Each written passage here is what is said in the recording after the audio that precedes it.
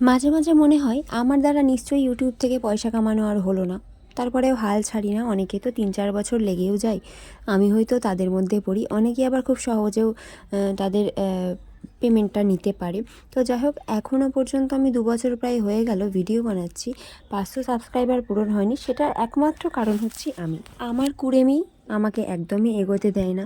Video বানাতে তো খুব মজা লাগে, বাট ভিডিও এডিটিং করতে, মানে এই যে এখন আমি ভয়েস ওভার দিচ্ছি, এই ভয়েস ওভার দিতে একদমই ভালো লাগে না। তারপরেও ভাবি যে চলো ঠিক আছে, ভিডিও বানাই। মোটামুটি নিজের কিছু কাজকর্ম শেয়ার করতে মাঝে মাঝে ভালো লাগে, প্রথম কথা। দ্বিতীয় কথা হচ্ছে মনের অনেক জমানো কথাবার্তা যেটা কারোর সাথে শেয়ার করা যায় না, সেটাই একমাত্র ভয়েস ওভারেই বলা যেতে পারে আমার মনে হয়। তো যাই হোক, সকাল সকাল নিজের ট্রাইপড না কি বলে ওটাকে বার করে নিয়েছি। তারপরে এই যে ভাত বসিয়ে দিয়েছিলাম, ভাত উপর দিয়েছি। এবার মাছ ভাজার কাজকর্ম চলছে। তো চলো তোমাদের সাথে মনের কিছু কথা একটু শেয়ার করে নিই। সময়ের থেকে বড় শিক্ষক আর কিছু হয় না, যেটা আমি খুব ভালোভাবে বিশ্বাস করি। কেউ যদি আমাকে ঠকায়ও না, সেটা আমি নিশ্চিন্তে মেনে নিই, কারণ আমি জানি আমাকে সে যতটা আঘাত দিয়েছে, যতটা যেভাবে ঠকিয়েছে, সেভাবে সে একদিন নিজেও ঠকবে। আর আমি সেই তার ঠকার অপেক্ষায় সেই দিনটা যেন আমি দেখতে পাই, সেভাবে আমি অপেক্ষা করে যাই। আর একটা সময় ছিল যখন আমার নিজের খুব সব ব্যাপারেই আর কি খারাপ লাগতো, কান্নাকাটি করতাম। আর যার কাছে এসে কান্নাকাটি করতাম তার কোনো গুরুত্বই ছিল না।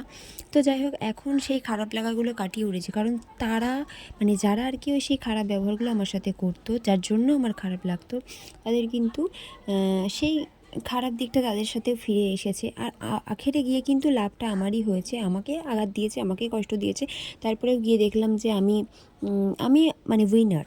আমি কিন্তু উইনার, আমি জিতেছি। বিশ্বাস করো, কেউ যদি আমাকে ঠকিয়ে চলে যায় না, আমি হাসি মুখে মেনে নিই, কারণ আমি জানি সে আমাকে যতটুকু যেভাবে দিয়েছে, ভগবান তাকে ঠিক ততটুকু ফিরিয়ে দেবে। আর ভালোবাসাও সেরকমই। আমাকে কেউ যদি ভালোবাসে না মন প্রাণ দিয়ে, আমার তরফ থেকে তার জন্য ঠিক ততটাই ভালোবাসা আমি মেপে রাখি, যেন কমতি না থাকে আমার তরফ থেকে। সেটা আমি সব সময় চিন্তা ভাবনা করে ভেবে চিন্তে রেখে দিই। তো যাই হোক, মানে অনেক, এই আমার 26 বছর বয়স। তো এই বয়সে আমি মোটামুটি অনেক কিছু দেখেছি, অনেক কিছু সহ্য করেছি। আমার মাঝে মাঝে মনে হয় আমার এই 26 বছরের জীবনে 100 বছরের অভিজ্ঞতা আমি ধারণ করে ফেলেছি। আর কখনো এগুলো এক্সপ্লেন করে বোঝানো সম্ভব না। যার সাথে ঘটে শুধুমাত্র সেই জানে যে ঘটনাটা কী ঘটছে। তো মোটামুটি সবার সব খারাপ ব্যবহার, ভালো ব্যবহার সব কিছু মাথায় রাখি, সব কিছু মনে থাকে। ডে 1 থেকে আজও অবধি যা যা করেছে তারা আমার সাথে, সবটা আমার মনে আছে।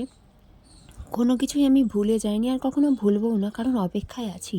এখনও অনেক কিছুর হিসাব নেওয়া বাকি রয়েছে, আর সেই হিসাব আমি নেব না, আমার হয়ে আমার শ্রীকৃষ্ণ, আমার ভগবান, তিনি নেবেন। আর আমি তো শুধু দেখব।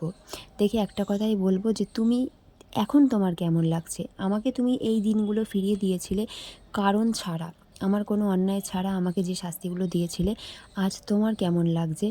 তুমি অন্যায় করেছো তাই তুমি শাস্তি পাচ্ছ, কিন্তু আমি তো সেদিন কোনো অন্যায় না করেও আমাকে তোমরা শাস্তি দিতে বাধ্য হয়েছিলে। তো এই প্রশ্নগুলো করতে ইচ্ছা করে, কিন্তু জানি না, কারোর সাথে যখন খারাপ হয়, কারোর সাথে যখন খারাপ কিছু ঘটে, আমার নিজেরও প্রচণ্ড কষ্ট হয়। সেটা আমার চরম শত্রুর হলে তার সাথেও যদি খারাপ কিছু ঘটে, তখন আমার খুব খারাপ লাগে। আমার এক মুহূর্তের জন্য মনে হয় না যে ঠিক হচ্ছে, আমার সবসময় মনে হয় যে কেন হচ্ছে, এটা না হলেও পারতো তার সাথে। আমি কষ্ট পাবো অথবা আমার খারাপ লাগবে জেনেও যারা আমাকে কষ্ট দিয়েছে অথবা খারাপ ব্যবহার আমার সাথে করেছে, তাদেরকে আমি আর কখনোই আমার নিজের মানুষ মনে করব না। হ্যাঁ, অনেকবার এই ভুলটা করেছি, যে ও হয়তো ভুল করে ফেলেছে বা বুঝতে পারিনি, কিন্তু এখন গিয়ে দেখছি ভুল মানুষের, ভুল করে যদি কিছু করে সেটা একবার দুবার অথবা তিনবার হয়, কিন্তু বারংবার যদি সে সেই কাজটাই করে, মানে আমার যেটাই খারাপ লাগবে সেটা করছে, আমি যেটাই কষ্ট পাবো সেই কথাটা আমার কাছে এসে বলছে, তার মানে সে সেটা ইচ্ছা করেই করে, কারণ সে চায় যে আমার কষ্ট হোক বা আমি খারাপ থাকি বা আমার খারাপ লাগুক। শুধু একটা কথাই বলবো যে শ্রীকৃষ্ণর কাছে আমরা সবাই সমান। আমাদের সবার ভুল ত্রুটির মাপকাঠিটা সে সমানভাবেই মেপে রাখে, আর যেন সবসময় এইভাবেই তার কাছে মাপা থাকে। আর আমি কখনো নিজে থেকে কারোর ক্ষতি করতে চাইনি, আর ক্ষতি করতে পারবও না, কারণ আমার মনে হয় যারা প্রচণ্ড ভগবানে বিশ্বাসী হয় তারা নিজে থেকে কারোর ক্ষতি করতে পারে না, কারণ আমি নিজেও খুব ভগবানে বিশ্বাসী, সেই জন্যেই সেই জায়গা থেকেই এই কথাটা বলছি। যাই হোক, আজকে আমার এই ছোট্ট ব্লগ তোমাদের কেমন লাগলো অবশ্যই কমেন্ট করে জানিও। যদি তোমাদের ভালো লাগে তাহলে আমাকে উৎসাহ দিও, আমি চেষ্টা করব আরও এরকম ব্লগ বানাতে।